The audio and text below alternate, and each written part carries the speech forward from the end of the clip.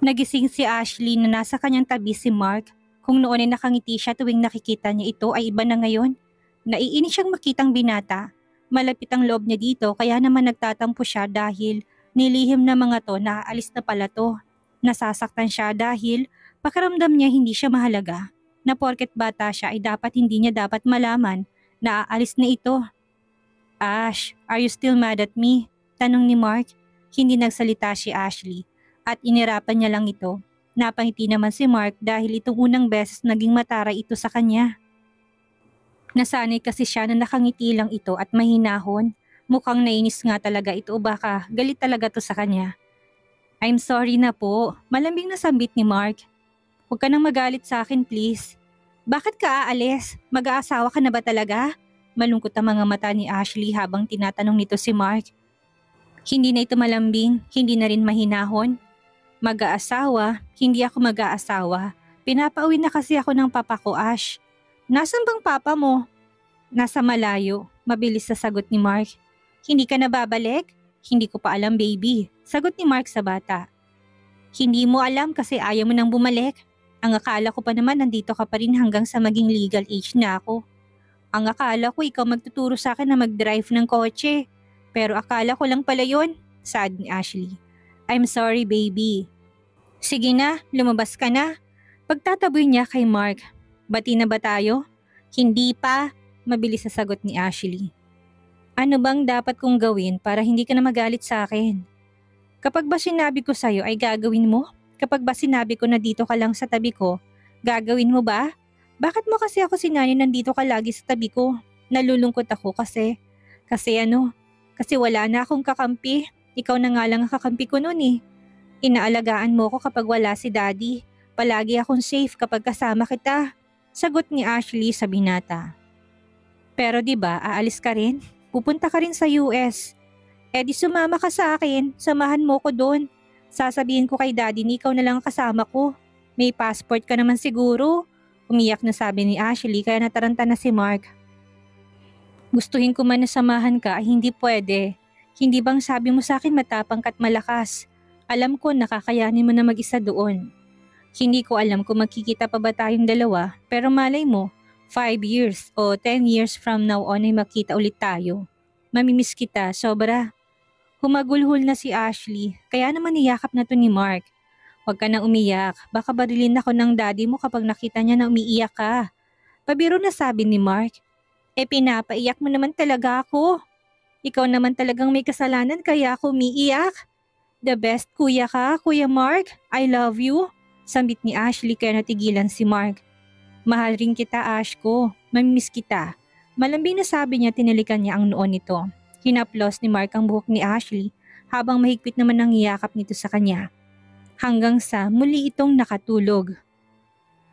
Inayos niya na muna ang kumot nito bago siya lumabas sa silid ng kanyang alaga. Umiiyak ka ba? Tanong ni Mori nang kasalubong niya si Mark. Hindi, mabilis sa pagdinay ng lalaki.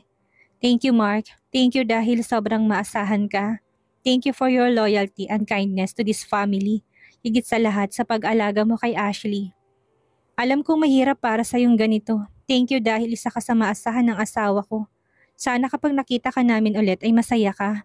Ipagdarasal ko na magkaroon ka ng masayang pamilya at mamahalin ka ng babaeng mahal mo. Thank you Mrs. Gove. Nakangiting sambit ni Mark at tuluyan na itong bumaba sa may hagdanan. Nakatanaw naman si Mori sa lalaki habang nakangiti. Pumasok siya sa silid ni Ashley at nakita niya na mahimbing itong natutulog. Pero nakita niya ang bakat ng mga luha nito. Hinaplos niyang mukha nito at doon niya nakumpirmang kagagaling lang ito sa pag-iyak. Lalabas na sana si Mori nang bigla siyang tinawag ni Ashley. Mommy? Yes baby, nagising ba kita? Hindi po, malungkot na sagot nito. Baby, alam ko na malungkot ka sa pag-alis ng kuya mo. Pero kasi hindi habang buhay kasama mo siya. Darating talagang oras na iiwan ka niya. Dumating ng oras na yon? Opo, kasi si Mark kailangan na siya ng papa niya. Hindi lang naman tayo ang pamilya niya. May sariling pamilya rin siya. At higit sa lahat matanda na siya. Kailangan na niyang mag-asawa. Medyo pabiro ang huling sinabi ni Mori. Alam ko naman po yun, Mommy. Nalulungkot lang po kasi ako dahil nasanay na po ako nakasama ko siya. Sa loob po ng ilang taon ay kasama ko na siya. Safe ako kapag kasama ko siya. Hindi man kami araw-araw na magkasama pero napamahal na siya sa akin. The best kuya po siya. Umiiyak na naman si Ashley. Huwag ka nang umiyak, namamaga ng mga mata mo. Alam mo na hindi lang ikaw ang nalulungkot. Sigurado ako na mas nalulungkot si Mark na iwan ng Ash niya. Minsan kasi kapag adult ka na ay dumarating talaga sa mahirap na part ng buhay nila. Alam ko na hindi rin ito madali para kay Mark. Alam ko kasi na napamahal na ito sa trabaho niya. Napamahal na siya sa pamilyang ito. Kaya alam ko na nasasaktan siyang nakikita kanyang umiiyak. Ginagawa ni Mori ang lahat para maintindihan ni Ashley ang mga ganitong bagay. Naiintindihan niya na valid ang nararamdaman nito kahit sino man siguro'y malungkot at iiyak kapag ang taong matagal mo nang kasama ay bigla na lang aalis. I'm sorry po, Mommy. It's okay to cry, baby. Pero ayaw ko kasi na namamagang mga mata mo. Bumaba na tayo para kumain. May binili si Mark para sa'yo. Sinusuhulan niya ako dahil aalis na siya. Tumawa na lang si Morris sa narinig niya mula kay Ashley. Sinuklay niyang buhok nito at niyaya na niyang bumaba. Dumiretso sila sa dining area. Pagpasok nila ay may strawberry cake at strawberry mochi na nakalagay sa ibabaw ng mesa. Sweetie, hindi ba favorite mo to? Tanong ni Arko sa kanyang anak. Ayaw ko na po niyan. Sayang naman kung ayaw mo. Ibibigyan na lang ba natin sa... Hindi na natapos ni Mori ang sasabihin niya dahil bigla na lang dinampot ni Ashley ang box of mochi sa mesa. Ang bilis tong lumabas sa dining at umakyat sa kanyang silid. Nagkatinginan na lang silang lahat dahil nagulat sila sa ikinikilos ni Ashley. It's okay, mahal. Mawawala rin ang tampo niya, sabi ni Arcos sa kanyang asawa. Hayaan na lang natin siya. Si Mark kasi aalis pa. Pabiro na sabi ni Mori. Tumawa na lang si Mark pero sa totoo lang ay nag-aalala rin siya kay Ashley. Ayaw man niyang aminin ay nalulungkot din siya na iwan ang kanyang alaga. Pero kailangan na niyang umalis.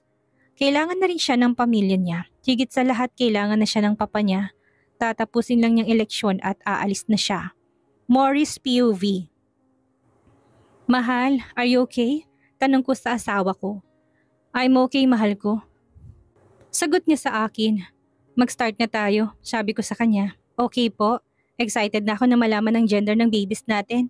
Malamig na sabi niya sa akin. Kumapit ako sa braso niya at bumaba na kami para puntahan ng pamilya namin. Ngayon ang araw ng gender reveal party namin. At ngayon din ang araw ng eleksyon. Sa totoo lang kinakabahan ako pero syempre, mas pinipili namin na maging kalmado at maghintay sa resulta.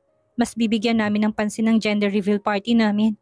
Kaya nga namin pinili ang araw na to para kung sakali man na may mangyari handa ang damdamin namin. Mabuting taong asawa ko pero ang kalaban niya ay namigay ng pera sa mga tao. Pero umaasa ako na gagawin pa rin ng mga tao ang tama at iboboto ang taong may malasakit sa kanila. Sinalubong kami nakangiti ni Ashley. Alam ko na kahit nakangiti siya ay malungkot siya. Ngayon rin kasi ang alis ni Mark, ang unang usapan ay sa susunod pa sana na araw. Pero may emergency sa bahay nila kaya kailangan na niyang umuwi agad. Ready na po ba kayo, Mommy? Nakangiting tanong niya sa akin. Ready ka na ba, Daddy? Natatawa na tanong ko sa asawa ko. Kanina pa po, sweetie. Nakangiting sagot ni Arco sa panganay namin. Nandito na rin ang buo naming pamilya. Nandito na rin ang mga kaibigan ko. Kompleto ng lahat kaya naman magsisimula na kami. Maraming pakulusin na Ashley at Leila. Habang hinihintay namin ang exciting part, ay more on games kami. Napuno ng tawanan ng buong garden dahil sa mga palaro. Go Daddy! Sigaw ni Ashley habang chinicheer ang daddy niya. Ang daya, wala man lang sa akin nag-cheer. Sad ni Wilson. Kung nagdala ka sana ng kahit isa sa mga babae mo, iba kami sumisigaw na ngayon. Sabi ko sa kanya. Hindi ako magdadala ng babae sa bahay kung hindi pa ako mag-aasawa. Sagot naman niya. Kung makakapag-asawa ka, pabirong sabi ni Arcus. Ayan ka na naman sa mga sinasabi mo na parang sinusumpa mo ko kuya. Magseryoso ka na kasi para naman makapag-asawa ka na. Baka mamaya nasa 50 ka na single ka pa rin. I only date woman pero hindi pa ako dumating sa stage na mag-asawa ako. Dapat kasi date to marry kayo. Sabi pa ng asawa ko sa kanila. Alam mo kuya, hindi lang naman akong single dito. Try nyo rin kayo na kulitin si Wilbert. Malay nyo, mauna pa sa akin ng mokong na yan. Hindi lang naman akong babaero dito kambal. Kami kaya iisa lang ang ligaw ng bituka namin. Kanina ko pa napapansin na ang tahimik ng kaibigan ko. Kaya naman nilapitan ko si Leila. Bestie, okay ka lang ba? Tanong ko sa kanya. Okay lang ako, Bestie. Medyo inaantok lang ako. Sagot niya sa akin. Hindi ka ba nakatulog kagabi? Tanong ko sa kanya. Nakatulog naman pero feeling ko pagod ako. Sagot niya sa akin. Napatingin naman ako sa kanya at napansin kong pulang marka sa leeg niya. Napansin niya na nakatingin ako sa leeg niya kaya tinakpan niya ng buhok niya ang kiss mark niya. Umamin ka nga sa akin, may boyfriend ka na ba? Wala, mabilis na sagot niya sa akin. Saan galing yan? Wala lang ito, sagot niya sa akin at tumiwas siya ng tingin. Okay, kung ayaw mo sabihin ay wala namang problema sa akin. Pero gusto ko na maging matalino ka sa mga desisyon mo. Gusto ko na maging masaya ka. Ayaw ko masaktan ka, sabi ko sa kanya. Tatandaan ko yan. Huwag kang mag-alala about me dahil okay lang talaga ako. Kaya ko sarili ko. Huwag mo akong isipin at dapat magsaya lang tayo dahil gender reveal na ng kambal, sabi niya sa akin. Okay, gender reveal na dahil kanina pa kami excited. Sabi ko sa kanya at hawak kaming lumapit sa mga kasama namin. Ready na ba kayo sa ating last activity? Nakangiti na tanong ni Leila. Okay guys, simulan na natin na pinaka-highlight ng party na to dahil preg ang ating lady rider kaya wala tayong gagawing about sa racing. Pero dahil mahilig sa martial arts ang bestie ko, kailangan niya sirain itong mga B-Roy S. Nakatago sa loob ng kulay na tumutukoy sa gender ng babies.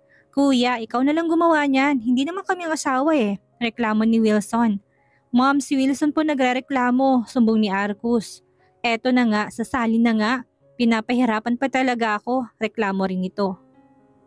Natatawa na lang ako sa mga pakulo nitong dalawa. Medyo mahirap nga kung hindi naman mahilig mangbasag ang mga to. Si Wilbert ay tahimik lang na sumusunod sa bawat instruction sa kanya.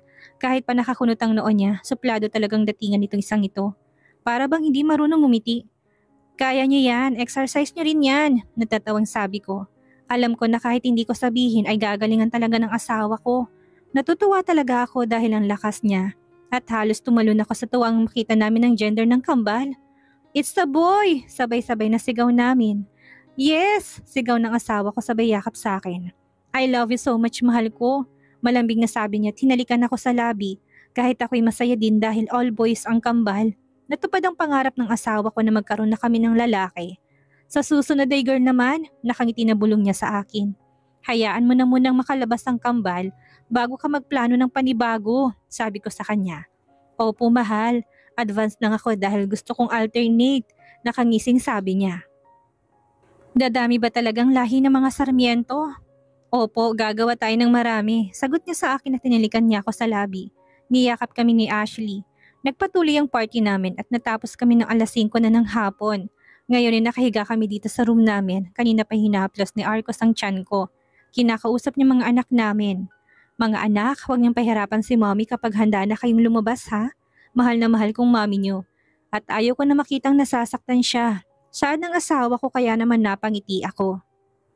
Mahal, sa ayaw at sa gusto mo ay masasaktan talaga ako. Pero wag na muna nating isipin ang bagay na yan kasi kailangan na nating maging handa sa pag-alis ni Ashley sa susunod na linggo. Ito ang unang beses na malalayo ako sa anak ko pero alam ko naman na itong gusto niya and I'm always here to support your dreams. Kahit pang kapalit nito'y malulungkot ako, alam ko na hindi ito magiging madali para sa atin pero maniwala lang tayo at magiging maayos ang lahat. Naniniwala pa rin ako na matapang at matalino si Ashley. Alam ko na wala siyang hindi kayang gawin. Ang mahalaga sa ngayon ay ipakita natin na masaya tayo sa desisyon niya. Malungkot siya sa pag-alis ni Mark at wag na nating dagdagan pa. Yeah, you're right. Alam ko na kakayanin niya.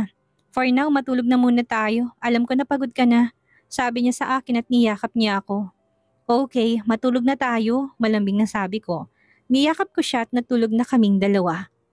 Kinabukasan ay nagulat kami sa balita. Gov, may result na po ang eleksyon, saad ng isa sa mga tauhan ni Arcos. Anong resulta? Ako na mismo nagtanong sa kanya. Ang resulta po ay... Anong resulta ng eleksyon? Tanong ko sa tauhan ni Arcos. Ang result po ay... Ay ano? Tanong ko sa tauhan ni Arcos kasi ang tagal niya magsalita. Mrs. Gov kasi, ang tagal mo naman. Medyo nainis na ako. Mrs. Gov, panalo po si Gov. Sagot niya sa akin kaya mabilis akong tumingin sa asawa ko na nakatulala na ngayon. Panalo ako? Tanong niya sabay turo sa sarili niya. Opo mahal ko, congratulations. Malambing na sagot ko, tinalikan ko siya sa labi. Panalo ako? Panalo ba talaga ako? Paulit-ulit na tanong niya. Mahal, hindi ka naman bingi. Pero for the 10th time ay sasabihin ko sa'yong, oo, panalo ka. Masaya na sagot ko sa kanya.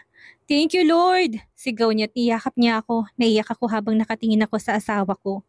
Alam ko na hindi niya ito inaasahan. Palagi kasi naming pinag-uusapan ang tungkol sa bagay na to. At masasabi ko na nawawalan talaga siya ng pag-asa. Kaya ngayon na nanalo siya ay alam kong nahihirapan siyang paniwalaang nanalo siya. Congratulations Daddy! Nakangiting binati ni Ashley ang daddy niya. Thank you everyone. Higit sa lahat, thank you mahal. Thank you sweetie. Malambing na sabi ng asawa ko. Niyakap namin siya ni Ashley. Sobrang saya namin para sa kanya. Marami ang nagbigay ng pagbati sa kanya. May mga tumawag, may mga pumunta dito sa bahay at may mga nakita kaming post sa social media. Sobrang sarap lang talaga sa pakiramdam na ganitong naging resulta. Kaya naniniwala talaga ako na mas matalino mga tao ngayon. Siguro nga kinuha nilang pera ngunit alam pa rin nila ang tama at mali.